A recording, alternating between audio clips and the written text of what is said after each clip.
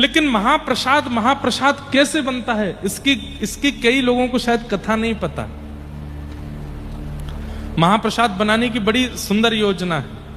सब लोगों को केवल इतना पता है, एक के ऊपर एक हंडी रख देते हैं, सबसे ऊपर वाली पहले बन जाती है, फिर उसके बाद दूसरी, तीसरी, चौथी, सब इसी कथा को ही बोलते हैं। और महाप्रसाद बनाने का सबसे पहला रूप, जितने भी महाप्रसाद बनाने वाले जो सेवक हैं वे सब लक्ष्मी जी का आवाहन करके जाते हैं। और वे जब ठाकुर जी का प्रसाद सिद्ध करते हैं, सब विश्व की सबसे बड़ी पाकशाला है जगन्नाथ भगवान की जो रसोई है, और वे वहां पाक बनाने वाले, ठाकुर जी का प्रसाद बनाने वाले जितने भी सेवक हैं, उनको यह भूलना पड़ता है कि हम कौन हैं।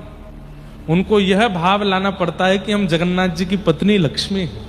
और इस भाव को धारण करके जब वे जाते हैं तभी महाप्रसाद सिद्ध होता है। पहली बात, एक के भी मन में यह भाव आ गया कि मैं पंडा हूं, मैं पुजारी हूं, मैं पाकशाली हूं, या मैं कुछ और हूं, या मेरा रमेश नाम है, मेरा दिनेश नाम है, मैं ऐसा हूं, मैं वैसा हूं, महाप्रसाद में कोई कमी रह जाएगी, या फिर वो महाप्रसाद ठाकुर जी तक नहीं पहुंचेगा।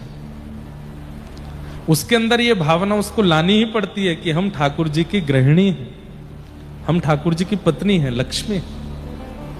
पहली क्रिया। फिर दूसरा, गोपाल मंत्र का उच्चारण करके उसको सिद्ध किया जाता है। तीसरा, मुख पर ढांटा बांध करके उसकी सुगंधी भी भीतर ना चली जाए, उस प्रसाद को लेकर के ठाकुर जी के सन्मुख जाया जाता है। उसकी और भी विधियां हैं। ऊपर से कोई पक्षी भी नहीं निकलेगा, कोई मानव भी नहीं निकलेगा जब महाप्रसाद ठाकुर जी के सन्मुख जाएगा। अभी तक वो प्रसाद है, महा नहीं हुआ अभी।